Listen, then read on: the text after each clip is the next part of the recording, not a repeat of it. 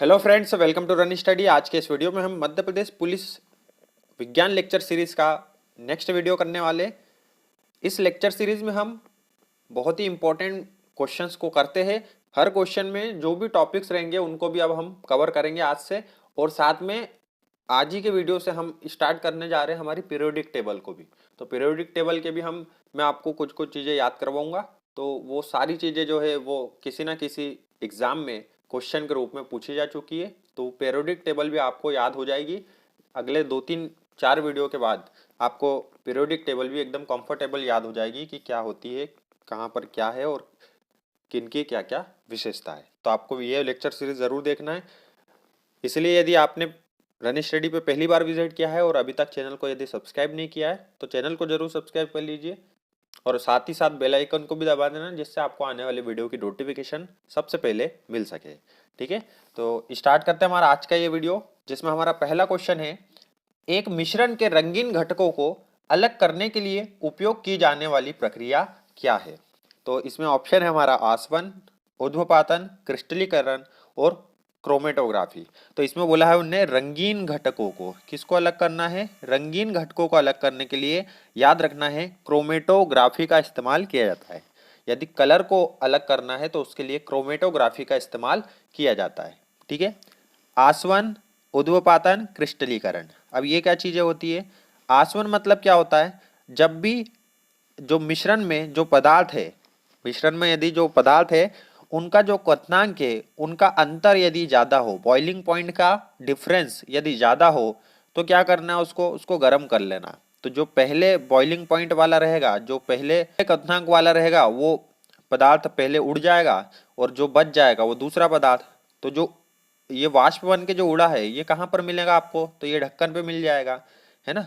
यदि हम किसी तपेली पे दो पदार्थ को गर्म कर रहे हैं जिनके क्वथनांक अलग अलग है, क्वथनांक मतलब जिस पर वो वाष्प बनता है ना, क्वथनांक मतलब जिस पे वो वाष्प बनता है। तो आपने जैसे ही गर्म करा तो एक जिसका क्वथनांक कम है वो पहले वाष्प बन के उड़ जाएगा, और दूसरे का क्वथनांक जिसका ज्यादा है वहां तक आपको टेम्परेचर पहुंचने ही नहीं देना है ना। पहले ही उस टेम्परेचर के पहले ही क्या कर देना है, जो आप हीट दे रहे थे उसको बंद कर देना है। तो एक जो जिसका क्वथनांक ज्यादा है वो उसी में जमा रह जाएगा बर्तन में, और एक वाष्प बन के उड़ गया, तो दोनों क्या हो गए, अलग अलग हो गए। ये आचमन होता है। ऊर्ध्वपातन मतलब क्या, सीधे ठोस से गैस में बदलना क्या कहलाता है, ऊर्ध्वपातन। जैसे आपने कपूर देखा होगा, इसका एग्जाम्पल है कपूर। और कपूर और वो कपड़ों में रखने के लिए गोलियां जो आती है, कपड़ों में रखने के लिए गोलियां आपने देखी होंगी, छोटी छोटी सी सफेद सफेद गोलियां आती है, वो भी डायरेक्ट उड़ जाती है। और फिर आपने वो देखा होगा, खुशबू के लिए ओडोनील आता है, ओडोनील, है ना। तो वो भी क्या करता है, वो भी उसमें भी ठोस रहता है और वो गैस के रूप में निकलते जाता है, और एक टाइम में खत्म हो जाता है। ठीक है, क्रिस्टलीकरण मतलब होता है हिंदी में रवाकरण। क्रिस्टलीकरण मतलब रवाकरण होता है। इसका मतलब क्या है, आपको क्या करना है, इसमें इसमें घुलनशीलता अलग अलग होनी चाहिए। जैसे इसमें कैसे क्वथनांक अलग अलग होना चाहिए आसवन में, उसी प्रकार क्रिस्टलीकरण में, रवाकरण में आपका क्या होना चाहिए, घुलनशीलता अलग अलग होनी चाहिए। इसमें भी आपको क्या करना है, गर्म करके ठंडा करना है। क्रिस्टलीकरण में गर्म करके ठंडा करना है बस, और कुछ नहीं करना। जैसे मलाई, मलाई से घी बना लेते हम, है ना, और जो बाद में आखिरी में जो बच जाता है वो क्या है, वो क्रिस्टल के रूप में रहता है कि नहीं, छोटे छोटे टुकड़ों के रूप में। तो एग्जाम्पल के तौर पे वो अपन समझ सकते हैं कि मलाई से घी का निकलना। ठीक है, और क्रोमेटोग्राफी मतलब क्या होता है, रंगीन घटकों को अलग करने की प्रक्रिया। तो उम्मीद करता हूँ चारों चीजें समझ में आई होंगी। नेक्स्ट देखते हैं अपन कि एक बार और थोड़ा सा समझ लेते हैं कि जैसे ठोस, द्रव, गैस और अगली स्टेज है प्लाज्मा। ठीक है, ठोस, द्रव, गैस और प्लाज्मा। तो ठोस से द्रव में जाना क्या कहलाता है, गलन। और द्रव से ठोस में आना क्या कहलाता है, हिमीकरण। मतलब जो हिमांक रहता है, जमना रहता है, बर्फ बनना रहता है। ठीक है, द्रव से गैस में जाना को क्या बोलेंगे, वाष्पीकरण। द्रव से गैस में जाना वाष्पीकरण, और गैस से द्रव में आना इसको बोलते हैं संघनन, कंडेंसेशन। ठीक है, ठोस से सीधे गैस में जाना इसको बोलेंगे ऊर्ध्वपातन, और गैस से ठोस में आना इसको बोलते हैं निक्षेपण। गैस से प्लाज्मा में जाना इसको बोलते हैं आयनन, और प्लाज्मा से गैस में आना इसको बोलते हैं पुनर्योजन। ठीक है, तो ये सारी चीजें आपको याद रहेंगी, है ना। फिर से देखिए, ठोस से द्रव में जाना गलन, द्रव से गैस में आना, द्रव से ठोस में वापस आना हीमीकरण, द्रव से गैस में जाना वाष्पीकरण, गैस से द्रव में आना संघनन, ठोस से गैस में जाना उद्वपातन, गैस से ठोस में आना निक्षेपण, गैस से प्लाज्मा आयनन, प्लाज्मा से गैस पुनर्योजन। ठीक है, और ये देखिए, ये यहाँ पर इसको बोलते हैं पेपर क्रोमेटोग्राफी। ये बीच में आप देख रहे हो, ये एक पेपर लगा हुआ है और इसमें हम क्या कर रहे हैं, रंगों को अलग कर रहे हैं। तो रंगों को अलग करने की विधि क्रोमेटोग्राफी कहलाती है। ठीक है, तो बात समझ में आई होंगी आपके। आसवन में क्या याद रखना है, आसवन में याद रखना है कि क्वथनांकों का अंतर होना चाहिए। आसवन में क्या याद रखना है, क्वथनांक का अंतर। और क्रिस्टलीकरण में याद रखना है कि घुलनशीलता अलग अलग होनी चाहिए। ठीक है, बढ़े आगे। नेक्स्ट क्वेश्चन है हमारा, एक कोशिका की दो समान अनुजात कोशिकाओं में विभाजित होने की क्षमता को क्या कहते हैं। एक कोशिका की दो समान अनुजात कोशिकाओं में विभाजित होने की क्षमता को क्या बोलते हैं, विखंडन, बहुखंडन, द्विखंडन या मुकुलन। तो इसका सही उत्तर क्या आ जाएगा, दो समान अनुजात बोला है इसलिए द्विखंडन आ जाएगा। क्या आ जाएगा, द्विखंडन इसका आंसर आ जाएगा। दो किसी भी भागों में बंटना विखंडन कहलाता है। बहुखंडन मतलब अनेक भागों में बंट जाना, उसको बोलते हैं बहुखंडन। और एक समान, दो समान अनुजात कोशिकाओं में बंटना द्विखंडन कहलाता है। ठीक है, समझ में आई बात। और ये मुकुलन क्या चीज होती है, तो मुकुलन के बारे में यहाँ पर समझते हैं। जैसे यहाँ पर देखिए, ये एक चीज है, इसमें साइड में ये बढ़ रहा है, एक टाइम ऐसा आता है कि ये क्या हो जाता है, अलग हो जाता है, इसी के जैसा मतलब एक और बन गया। ठीक है, जैसे आलू में भी आपने निकलते हुए देखा होगा, आलू में भी ये जो उसके भाग है वो निकलते हैं, जड़, है ना। और तो एग्जाम्पल के तौर पे उसको भी अपन मुकुलन मान सकते हैं। ठीक है, इसके बाद अमीबा में देखें तो द्विखंडन होता है। अमीबा में द्विखंडन, बाइनरी फिजन किस में होता है, अमीबा में होता है। द्विखंडन किस में होता है, अमीबा में होता है। और ये हाइड्रा में होता है। मुकुलन किस में होता है, हाइड्रा में होता है। ठीक है, तो द्विखंडन, जैसे ये एक अमीबा था, ये न्यूक्लियस, बीच में एक न्यूक्लियस है, तो न्यूक्लियस पहले से ये सब बड़ा हो गया, फिर उसके बाद ये दो भागों में बढ़ गया, ये दोनों क्या कहलाती है, डॉटर कहलाती है। ठीक है, जो नया बाइनरी फ्यूजन के बाद जो अमीबा बना उसको क्या बोलेंगे, डॉटर अमीबा बोलेंगे। ठीक है, तो ये समझ में आया होगा आपके। नेक्स्ट देखते हैं हम, एक विद्युत इस्त्री में निम्नलिखित में से कौन सा ऊर्जा रूपांतरण होता है। विद्युत ऊर्जा से रासायनिक ऊर्जा, विद्युत ऊर्जा से प्रकाश ऊर्जा, ऊष्मीय ऊर्जा से विद्युत ऊर्जा, विद्युत ऊर्जा से ऊष्मीय ऊर्जा। देखो, इस टाइप के जब भी क्वेश्चन आएंगे ना, तो ये बहुत ही सिंपल रहते हैं, आपको बस सोचना है वहां पर। विद्युत इस्त्री मतलब जो हमारी आयरन रहती है, प्रेस रहती है, उसके चलाने के लिए हमें किसकी जरूरत होती है, विद्युत की जरूरत पड़ती है। तो विद्युत ऊर्जा तो पहले आएंगी, हम क्या दे रहे हैं उसको, विद्युत ऊर्जा दे रहे हैं। इसके बाद क्या उसमें कुछ केमिकल हो रहा है क्या, क्या रासायनिक प्रक्रिया हो रही है क्या उसके बाद, विद्युत देने के बाद, तो ऐसा तो नहीं होता है कुछ, है ना। क्या उसमें से लाइट निकल रहा है क्या, तो ऐसा भी नहीं होता। क्या उसमें से ऊष्मा मतलब गर्मी निकलती है क्या, तो बिल्कुल। तो विद्युत इस्त्री से क्या होता है, विद्युत ऊर्जा का रूपांतरण ऊष्मीय ऊर्जा में होता है। विद्युत ऊर्जा का रूपांतरण किस में होता है, ऊष्मीय ऊर्जा में होता है। इसी प्रकार आपको जनरेटर का याद रखना है। ये शादी में जो लगता था ना जनरेटर पहले, तो ये जनरेटर क्या काम करता है, ये हमें मोटर चलानी पड़ती है डीजल के द्वारा, है ना। या तो डीजल से चला लो या तो अपने हाथ से चला लो। और जब भी हमारे द्वारा कोई काम किया जा सकता है, या हम जो काम करते हैं या जो मशीन काम करती है, उसको बोलते हैं मैकेनिकल एनर्जी। उसको क्या बोला जाता है, मैकेनिकल एनर्जी बोला जाता है। तो मैकेनिकल एनर्जी से हम क्या बना रहे हैं, विद्युत बना रहे हैं, इससे हमें विद्युत मिलती है ना। तो मैकेनिकल एनर्जी से विद्युत का बनाना, इसको क्या बोलते हैं, इसको बोला जाता है जनरेटर। तो जनरेटर एमई मैकेनिकल से इलेक्ट्रिकल एनर्जी में परिवर्तित करता है। जनरेटर क्या है, एमई है। ठीक है, मतलब जनरेटर मैकेनिकल इंजीनियर है। जनरेटर कौन है, मैकेनिकल इंजीनियर। मैकेनिकल एनर्जी से क्या कर रहा है, ये इलेक्ट्रिकल एनर्जी में कन्वर्ट कर रहा है। इसके बाद जो विद्युत मोटर आती है हमारी, विद्युत मोटर में क्या हम बिजली देते हैं कि वो हमें बिजली देती है? तो विद्युत मोटर को चलाने के लिए, जो पानी की मोटर आती है, पंप आता है, उसको चलाने के लिए हमें इलेक्ट्रिसिटी की ज़रूरत पड़ती है इलेक्ट्रिसिटी की ज़रूरत। और वो हमें क्या करती है, पानी ऊपर चढ़ा के देती है। तो यदि मोटर वो काम नहीं करती तो वो हमें करना पड़ता, ठीक है ना। तो इलेक्ट्रिकल एनर्जी को मैकेनिकल एनर्जी में, मतलब विद्युत ऊर्जा को यांत्रिक ऊर्जा में बदलने का काम कौन करती है? विद्युत मोटर करती है। प्रेस के बारे में अभी हमने देखा, इसको भी हमें क्या देना पड़ेगा, इसको भी हमको इलेक्ट्रिसिटी देनी पड़ेगी, मतलब विद्युत ऊर्जा देनी पड़ेगी। इसके बाद ये क्या होती है, हमें गर्मी देती है, मतलब हीट एनर्जी में परिवर्तित करती है। इसी प्रकार आपको याद रखना है, सोलर प्लेट के बारे में याद रखना है। उस पर क्या देना पड़ता है, उसमें सूर्य की जो किरणें रहती है, प्रकाश रहता है, वो देना पड़ता है। उसके बाद हमें विद्युत ऊर्जा मिलती है। तो प्रकाश ऊर्जा को विद्युत ऊर्जा में बदलने की युक्ति है हमारी सोलर प्लेट, ठीक है। प्रकाश ऊर्जा को विद्युत ऊर्जा में बदलने की युक्ति क्या है? Solar plate. उसी प्रकार यदि एलईडी की बात करें, एलईडी लाइट आती है ना, लाइट इमिटिंग डायोड, तो वो क्या करती है, उसमें हम विद्युत ऊर्जा देते हैं और उससे हमें लाइट मिलता है। तो विद्युत ऊर्जा को लाइट ऊर्जा, प्रकाश ऊर्जा में बदलने के लिए एलईडी का उपयोग किया जाता है, ठीक है। बात आई समझ में?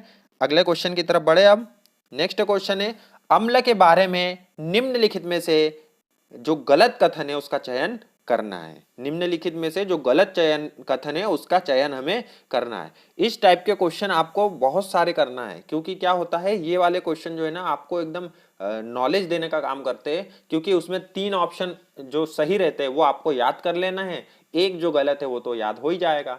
3 आपको याद कैसे करना है कि यह उस जो चीज पूछी गई है उसकी विशेषता है। जैसे यहां पर अम्ल के बारे में पूछा गया है, तो 3 जो सही रहेंगी वो अम्ल की विशेषताएं हो जाएगी, है ना। तो अम्ल की विशेषता हमें 3 यहां से इस टाइप के क्वेश्चन से मिल जाएगी, इसलिए इस टाइप के क्वेश्चन आपको बहुत सारे करना है, ठीक है। तो पहला जो ऑप्शन है, अम्ल एक पदार्थ है जिसमें हाइड्रोजन आयन निहित होते हैं। तो बिल्कुल अम्ल एक पदार्थ है जिसमें क्या होते हैं, हाइड्रोजन आयन, मतलब H+ आयन निहित होते हैं। और जो OH नेगेटिव आयन है ये किस में उपस्थित होते हैं, क्षार में उपस्थित होते हैं। अम्ल लाल लिटमस को नीले लिटमस में बदल देते हैं। अम्ल स्वाद में खट्टे होते हैं। तो बिल्कुल अम्ल क्या होते हैं, स्वाद में खट्टे होते हैं। अम्ल स्वाद में कैसे होते हैं, खट्टे होते हैं।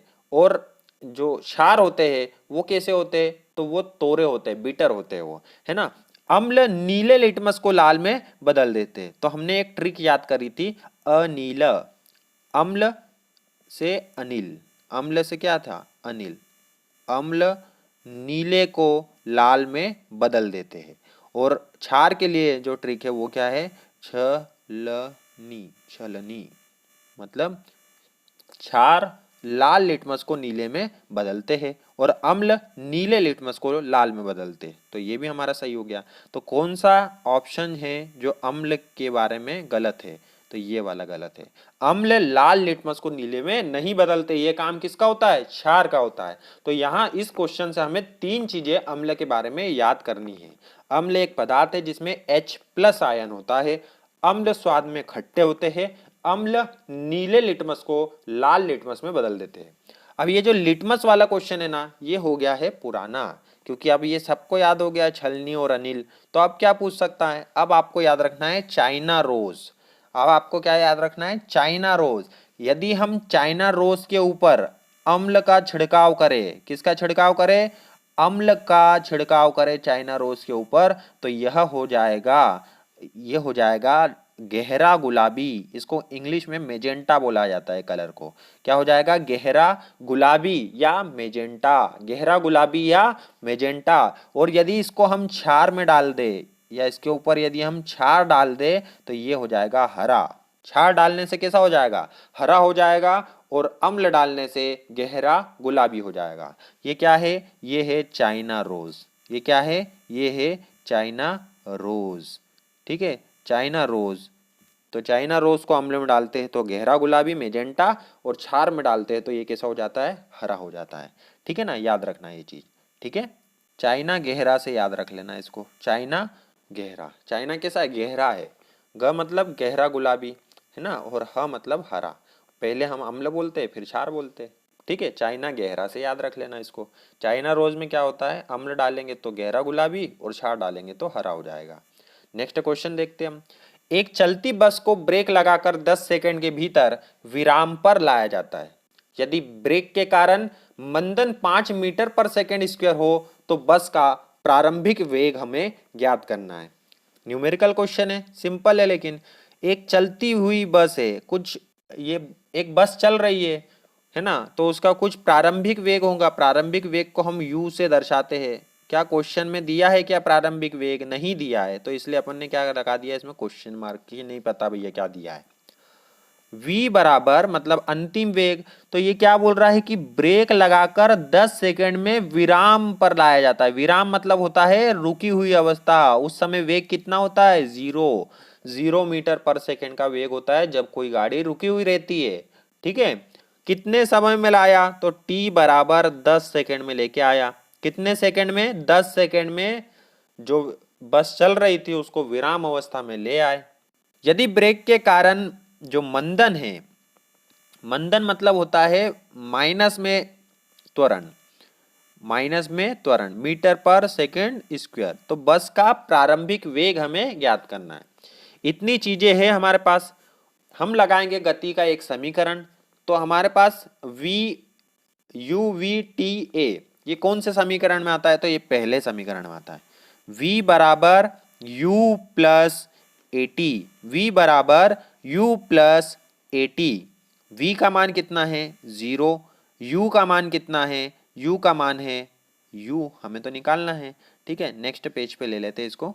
क्या है हमारा? v बराबर u प्लस ए टी। यहाँ पर v का मान 0 है, u का मान हमें निकालना है। t कितने सेकंड में पहुंचा रहा था? 10 सेकंड में। ब्रेक लगा के उन्होंने क्या कर दिया? 0 पे ला दिया। ठीक है, और जो इसका मंदन है, मंदन देखिए, मंदन कितना है? 5 मीटर पर सेकंड स्क्वायर। तो यहाँ पर हम लिख देंगे -5 मीटर पर सेकंड स्क्वायर। तो 0 बराबर u, -5 का 10 में गुणा होगा तो -50, तो u बराबर आ जाएगा 50 मीटर पर सेकेंड। 50 मीटर पर सेकेंड। तो हमारा आंसर क्या हो जाएगा? हमारा आंसर हो जाएगा ऑप्शन सी, 50 मीटर पर सेकेंड। समझ में आई बात? आपको जब भी न्यूमेरिकल क्वेश्चन आता है तो सबसे पहले उसमें से जो चीज़ें दी हुई है उसको निकाल के रख लेना है। ठीक है, इसमें जैसे u प्रारंभिक वेग होता है, v अंतिम वेग होता है, t 10 सेकेंड जो समय दिया हुआ था, a मतलब होता है त्वरण, लेकिन यहाँ दिया है मंदन तो इसलिए लगा देंगे माइनस। त्वरण और मंदन में क्या अंतर होता है? त्वरण मतलब 0 से बढ़ते हुए क्रम में आपको वेग ले जाना, ये त्वरण कहलाता है। और अच्छा खासा वेग है उससे ब्रेक लगाकर उसको 0 या कम करना, ये मंदन कहलाता है। ठीक है, मंदी आ गई सुना होगा मार्केट में।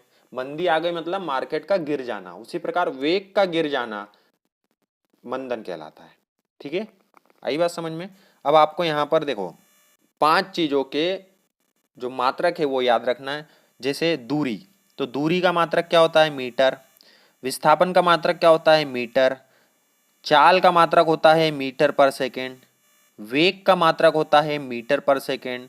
त्वरण का मात्रक होता है मीटर पर सेकेंड स्क्वायर। ठीक है, तो ये 5 चीजें। पहला कौन सा है? पहला है दूरी, तो दूरी का मात्रक क्या होता है? मीटर। फिर आता है विस्थापन, विस्थापन का मात्रक क्या होता है? मीटर। फिर आती है चाल, चाल का मात्रक क्या होता है? मीटर पर सेकेंड। फिर क्या होता है? वेग, वेग का मात्रक भी क्या होता है? मीटर पर सेकेंड। और फिर आता है त्वरण, तो त्वरण का मात्रक क्या होता है? मीटर पर सेकेंड स्क्वायर। यदि ये इसमें आपको दिक्कत है तो आप जो कंप्लीट लेक्चर सीरीज हमने विज्ञान के लिए जो फुल लेक्चर सीरीज बनाई थी फिजिक्स के लिए, वो आपको देखना है। उसके अभी 7 वीडियो आए हैं, तो वो लेक्चर सीरीज आप जरूर देखिए, आपके बहुत से कॉन्सेप्ट उससे क्लियर हो जाएंगे। ठीक है, यदि ये वीडियो अच्छा लग रहा है तो वीडियो को लाइक जरूर करें। नेक्स्ट क्वेश्चन की तरफ बढ़ते। जब एक चींटी काटती है तो त्वचा में किस अम्ल को छोड़ती है? जब एक चींटी काटेंगी तो त्वचा में एक अम्ल छोड़ा जाता है जिससे हमें दर्द होता है, तो वह अम्ल कौन सा होता है? नाइट्रिक अम्ल, सल्फ्यूरिक अम्ल, फॉर्मिक अम्ल या एसिटिक अम्ल? तो इसका सही उत्तर क्या आएगा? फॉर्मिक अम्ल। फॉर्मिक अम्ल का फॉर्मूला होता है HCOOH। ये सब फॉर्मूले भी हमें याद रखना है, HCOOH। एसिटिक अम्ल, इसका फॉर्मूला होता है CH3COOH। CH3COOH। सल्फ्यूरिक अम्ल H2SO4। नाइट्रिक अम्ल HNO3। तो नाइट्रिक अम्ल का फॉर्मूला HNO3, सल्फ्यूरिक अम्ल का फॉर्मूला H2SO4, फॉर्मिक अम्ल का फॉर्मूला HCOOH, एसिटिक अम्ल का फॉर्मूला CH3COOH। ठीक है ना, इसको बार बार आप लिख के बार बार आपको पढ़ना है तो आपको याद हो जाएगा। ठीक है, HNO3, H2SO4, HCOOH, CH3COOH। यहाँ पर H की जगह क्या लग गया, CH3, तो ये बन गया हमारा एसिटिक अम्ल, H लगा तो फॉर्मिक अम्ल। ठीक है, देखो आगे।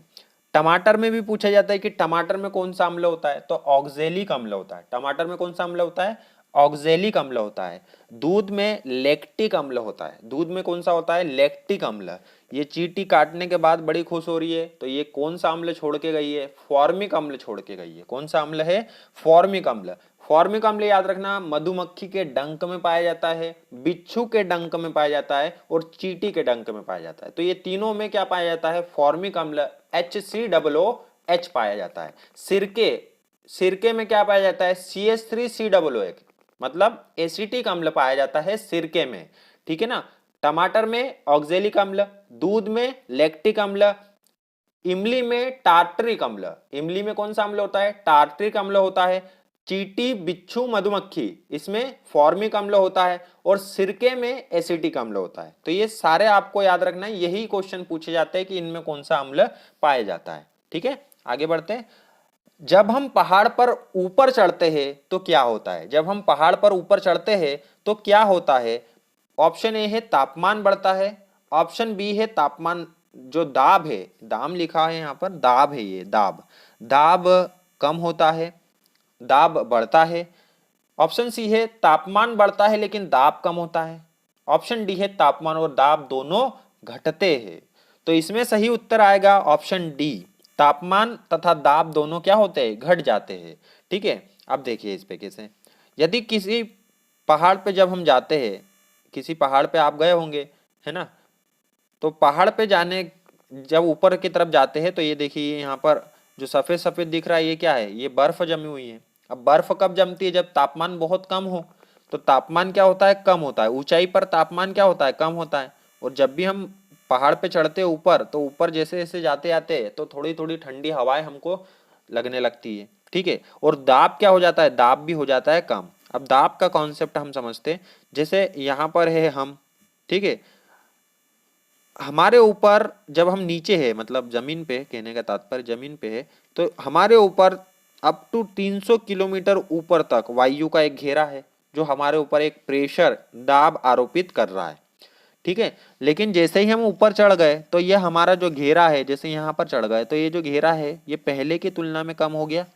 मतलब पहले की तुलना में जितना 300 किलोमीटर ऊपर तक जो दाब लग रहा था, वो अभी कुछ ही कम हुआ है, लेकिन कुछ कम तो हुआ पहले की तुलना में। आई बात समझ में। तो जैसे ही हम ऊपर चढ़ते जाते हैं तो वो जो वायु का जो ऊपर का जो हमारा स्तंभ है, उसकी लंबाई कम हो जाती है, जिससे हमारा जो दाब है वो कम हो जाता है। अब जैसे यहाँ पहुंच गए, देखो इसकी तुलना में ये स्तंभ हमने कितना कम कर दिया है ना, अब ये ऊपर रहेगा, तो कितना बहुत ज्यादा कम हो गया ना स्तंभ। तो इसलिए दाब भी क्या हो जाएगा, कम हो जाएगा। समझ में आया, दाब क्या हो जाएगा, कम हो जाएगा। अब दाब के कम हो जाने से जो खाना है वो बड़े लेट पकता है। खाना क्या होता है, लेट पकता है, क्योंकि दाब और क्वथनांक का डायरेक्टली संबंध है। यदि दाब बढ़ेगा तो क्वथनांक बढ़ेगा, और दाब कम होगा तो क्वथनांक कम हो जाएगा। ठीक है, इसलिए प्रेशर कुकर में खाना क्या होता है, जल्दी पक जाता है, क्योंकि उससे प्रेशर बढ़ने से क्वथनांक बढ़ जाता है। प्रेशर बढ़ने से क्या होता है, क्वथनांक बढ़ जाता है और हमारा खाना जल्दी पक जाता है। ठीक है, इसलिए हम प्रेशर कुकर का इस्तेमाल करते हैं। नेक्स्ट क्वेश्चन है, समतल दर्पण किस प्रकार का प्रतिबिंब बनाता है। ऑप्शन ए है वस्तु का एक उल्टा प्रतिबिंब, वस्तु का एक अभिवर्धित प्रतिबिंब, वस्तु का एक वास्तविक प्रतिबिंब, वस्तु का एक सीधा प्रतिबिंब। तो यदि आपको समतल दर्पण पता है कि समतल दर्पण क्या है, तो ये क्वेश्चन आप ऑप्शन से लगा सकते हो। कैसे, जिस मिरर में, जिस कांच में हम रोज हमारा चेहरा देखते हैं उसको बोलते हैं हम समतल दर्पण। जिस कांच में हमारा जो चेहरा हम देखते हैं उसको क्या बोलते हैं, समतल दर्पण बोलते हैं। तो उसमें हमारा जो प्रतिबिंब बनता है वो कैसा रहता है, उसमें हमारा प्रतिबिंब जितने हम हैं वैसे की वैसा ही रहता है। हमारा प्रतिबिंब सीधा रहता है। क्या बड़ा करके बताता क्या? नहीं। तो जितना वस्तु है उतना की उतना बराबर प्रतिबिंब वो बना के बताता है बस। लेकिन समतल दर्पण में एक चीज होती है कि ये हमारा सीधा हाथ उसका उल्टा हाथ हो जाता है। इसको बोलते हैं पार्श्व परिवर्तन। क्या बोलते हैं इसको? पार्श्व परिवर्तन। पार्श्व परिवर्तन, परिवर्तन बोलते हैं, पार्श्व परिवर्तन बोला जाता है इसको। ठीक है, याद रखना है। तो क्या इसने उल्टा प्रतिबिंब बनाया समतल दर्पण ने? नहीं बनाया। वस्तु का अभिवर्धित मतलब क्या बड़ा प्रतिबिंब बनाया क्या? तो ये ऐसा भी नहीं किया इसने। वस्तु का एक वास्तविक प्रतिबिंब बनाया क्या? वास्तविक प्रतिबिंब का मतलब होता है प्रतिबिंब का उल्टा बनना ही वास्तविक प्रतिबिंब है। जब वास्तविक प्रतिबिंब बनता है तो वस्तु का जो प्रतिबिंब है वो कैसा होता है? उल्टा होता है। और आभासी प्रतिबिंब कैसा होता है? सीधा होता है। तो इसका सही उत्तर क्या आ जाएगा? Option D. वस्तु का एक सीधा प्रतिबिंब समतल दर्पण क्या करता है? वस्तु का एक सीधा प्रतिबिंब बना के देता है, जैसे ये वाला है। तो वस्तु का एक सीधा प्रतिबिंब बन के हमें मिल चुका है। ठीक है, तो आई बात समझ में। इसमें एक क्वेश्चन और याद रखना है आपको। वक्रता त्रिज्या होती है, इसकी वक्रता त्रिज्या अनंत होती है। समतल दर्पण की वक्रता त्रिज्या कितनी होती है? अनंत होती है समतल दर्पण की वक्रता त्रिज्या। ठीक है, नेक्स्ट क्वेश्चन है हमारा, चूने के पानी का रासायनिक सूत्र क्या है? चूने के पानी का रासायनिक सूत्र क्या है? तो चूना मतलब कैल्शियम तो आएगा, तो कैल्शियम तो सभी में है ना। तो चूने के पानी का जो रासायनिक सूत्र है वो आपको याद रखना है CaCO3, calcium carbonate, CaCO3, CaCO3। इसको हम चूना पत्थर या लाइम स्टोन के नाम से भी जानते हैं। किस नाम से जानते हैं? Lime stone. लाइम स्टोन मतलब CaCO3, लाइम स्टोन मतलब CaCO3। ठीक है, क्विक लाइम, क्विक लाइम के नाम से जानते हैं CaO को। कैल्शियम ऑक्साइड को क्या किस नाम से जानते हैं हम? कैल्शियम ऑक्साइड को हम क्विक लाइम के नाम से जानते हैं। क्विक लाइम किस नाम से जानते हैं? क्विक लाइम के नाम से। ठीक है, ये भी याद रखना है, क्विक लाइम के नाम से जानते हैं CaO को। और ये होता है बिना बुझा चूना। CaO कैसा होता है? बिना बुझा चूना मतलब जलता हुआ चूना। कैसा होता है? जलता हुआ चूना होता है CaO। और CaCO3 लाइम स्टोन या संगमरमर पत्थर भी जो होता है वो CaCO3 होता है। ठीक है, इसके बाद आपको याद रखना है CaOH होल ट्वाइस। तो ये CaOH होल ट्वाइस क्या होता है? ये जो बिना बुझा चूना है इसको बुझाना है हमको, तो पानी डाल दो। क्या डाल देंगे? पानी। तो ये इस प्रकार से हो जाएगा CaOH होल ट्वाइस। इसमें यदि हम पानी डाल दें, CaO में क्या डाल दे? पानी। तो देखो O पहले से था, एक O, ये दो O हो गए, दो H हो गए। तो इसको एक ब्रैकेट में डाला और दोनों के बाहर दो लगा दिया। तो Ca1, ऑक्सीजन 2, हाइड्रोजन 2। तो ये क्या हो जाता? बुझा हुआ चूना। बुझा हुआ चूने का formula CaOH whole twice, CaOH whole twice. Limestone का formula CaCO3, CaCO3। Quicklime का फॉर्मूला CaO, CaO किसका फॉर्मूला है? क्विक लाइम का, या बिना बुझा चूना। और बुझाना है तो पानी डाल दो, CaOH होल ट्वाइस। ठीक है, ठीक है, तो आगे बढ़ते हैं। अब हम क्या करते हैं, पीरियोडिक टेबल भी आपको दिखाते चलते हैं। तो देखो पीरियोडिक टेबल, ये आपके सामने जो है ये पीरियोडिक टेबल है। ये किसने बनाई थी? तो ये मोसले ने बनाई थी पीरियोडिक टेबल। लेकिन क्या मोसले ने सबसे पहले बना दी? तो नहीं, मोसले के पहले आए थे मेंडलीव। कौन आए थे? मेंडलीव। कौन आए थे? मेंडलीव। तो मेंडलीव ने बनाई थी पहली आवर्त सारणी। मेंडलीव ने क्या बनाई थी? पहली आवर्त सारणी।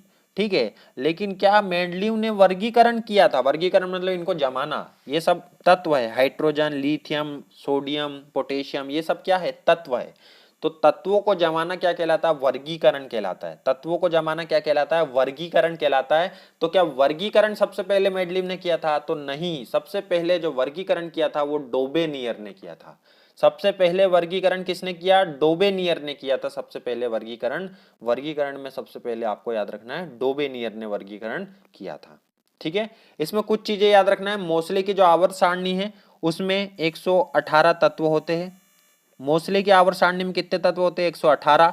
और मेंडलीव की आवर्त सारणी में 63 तत्व थे। कितने तत्व थे? मेंडलीव की आवर्त सारणी में 63 तत्व थे। तो ये आपको याद रखना है। ठीक है, तो मेंडलीव की आवर्त सारणी में 63 तत्व और मोसले की आवर्त सारणी में 118 तत्व थे। ठीक है, इसमें जो ये एक, ये दो, ये जो आपको खड़े वाली लाइनें दिख रही है इसको हम ग्रुप के नाम से जानते हैं और इसमें टोटल 18 ग्रुप होते हैं। कितने ग्रुप होते हैं? 18 ग्रुप होते हैं। और ये जो आड़ी वाली लाइन है इनको हम आवर्त बोलते हैं। आड़ी वाली लाइनों को क्या बोलेंगे? आवर्त। खड़ी वाली को क्या बोलेंगे? वर्ग। तो 18 वर्ग होते हैं। मोस्टली की आवर्त सारणी में कितने वर्ग है? 18 वर्ग है मोस्टली की आवर्त सारणी में। और कितने वर्ग है? 18 है। और कितने आवर्त है? तो 7 आवर्त है। और तत्वों की संख्या कितनी है? तत्वों की संख्या है 118। ठीक है। अब इसमें मुख्य रूप से आपको याद रखना है ये पहला जो वर्ग है, मैं वर्ग जब भी बोलूंगा तो आपको याद रखना है खड़े वाले की बात कर रहे हैं। ये पहला जो वर्ग है इसको हम बोलते हैं क्षारीय धातु। पहला जो वर्ग है उसको क्या बोलते हैं? इसको बोलते हैं क्षारीय धातु। पहला जो वर्ग है उसको क्या बोलेंगे? क्षारीय धातु। ये पहला जो पूरा वर्ग है ना इसको बोलते हैं क्षारीय धातु।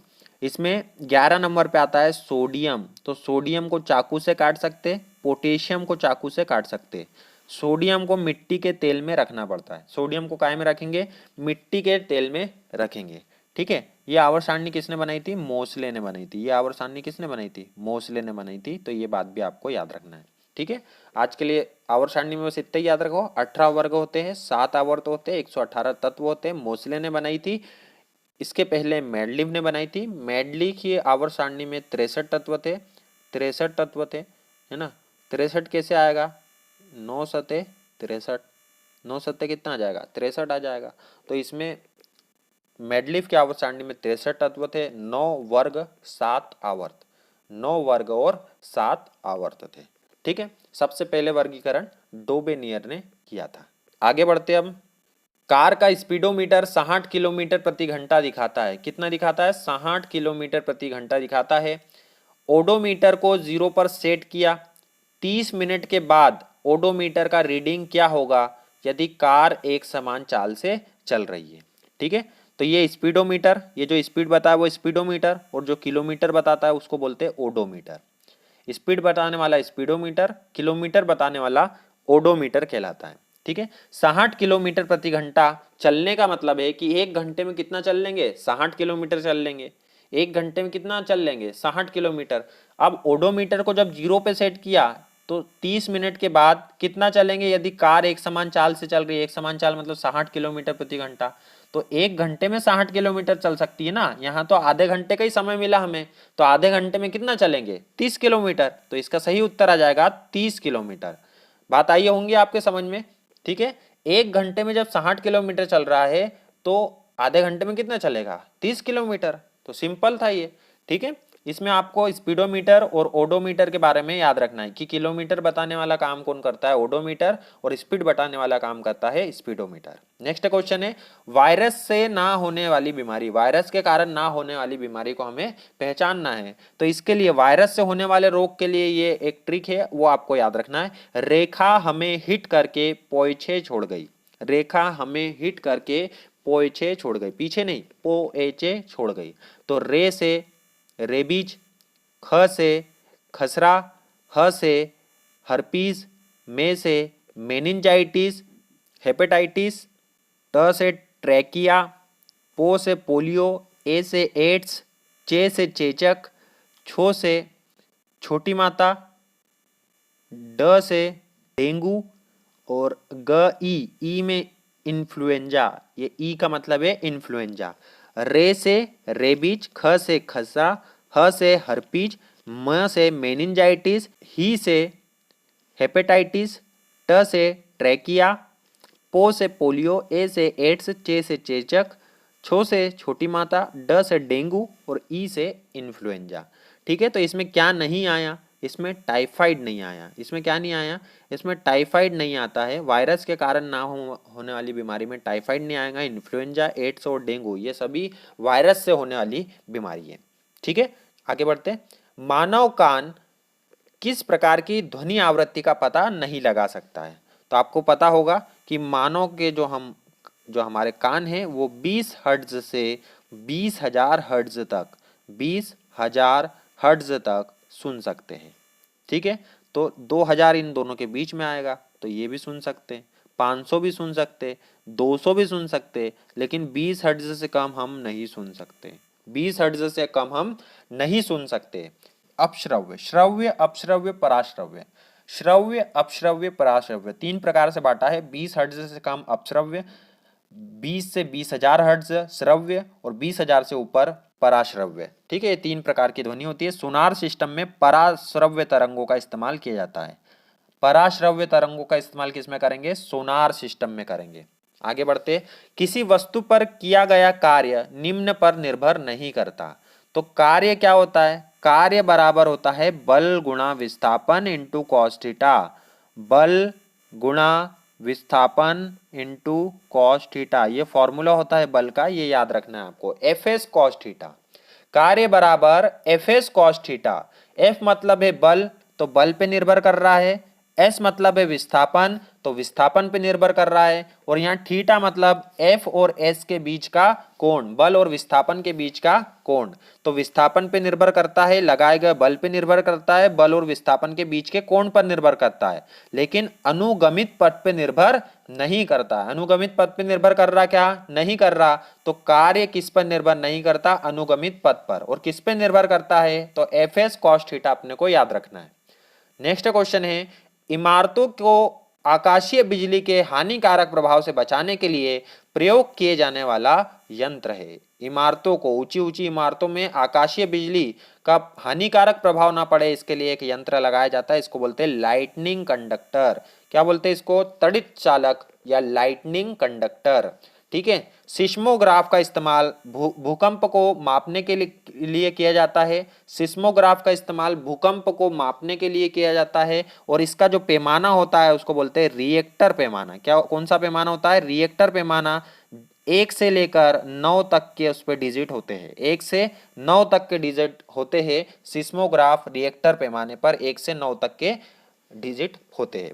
इलेक्ट्रोग्राफ से हम आवेश है या नहीं ये पता कर सकते, मतलब किसी तार में आवेश है या नहीं है, किसी वस्तु पर आवेश है या नहीं है, उसको पता करने के 2 तरीके हैं। या तो इलेक्ट्रोस्कोप से पता कर लो या फिर टच करके पता कर लो। करंट लगेगा तो था मतलब, है ना। या तो इलेक्ट्रोस्कोप से पता कर लो। बैरोमीटर से हम क्या नापते? दाब नापते। बैरोमीटर से क्या नापते? दाब नापते। और यदि बैरोमीटर का पाठ्यांक अचानक से गिर जाए तो इसका क्या मतलब होता है? ये पहले वीडियो में मैं आपको बता चुका हूं, तो आप कमेंट करके बताएंगे कि बैरोमीटर का पाठ्यांक यदि अचानक से गिर जाए तो इसका क्या मतलब होता है। और एक वायुमंडलीय दाब मतलब 76 mm height of mercury column. ठीक है, नेक्स्ट क्वेश्चन है, जल की स्थायी कठोरता हटाने के लिए क्या मिलाया जाता है? जल की स्थायी कठोरता हटाने के लिए क्या मिलाया जाता है? तो इसका सही उत्तर आएगा सोडियम कार्बोनेट मिलाया जाता है जल की स्थायी कठोरता को हटाने के लिए। सोडियम कार्बोनेट का फॉर्मूला Na2CO3। Na2CO3 होता है सोडियम कार्बोनेट का फॉर्मूला। तो जल की स्थायी कठोरता को हटाना है तो आपको क्या मिलाना पड़ेगा? सोडियम कार्बोनेट मिलाना पड़ेगा। कठोरता को कैसे पहचानेंगे? तो कठोरता पहचानने के लिए आपको सिंपल सा है, झाग देखो। यदि किसी पानी में साबुन आसानी से झाग दे दे तो वो है नर्म नर्म पानी है, मतलब कठोर नहीं है, सॉफ्ट वाटर है। और यदि झाग देने में दिक्कत करे तो वो है कठोर जल।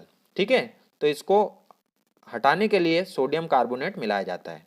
आगे है हमारा, अब क्विज है आपके लिए। 2 क्वेश्चन को आपको कमेंट करके बताना है। पहला क्वेश्चन है, कृत्रिम वर्षा किससे करवाई जाती है?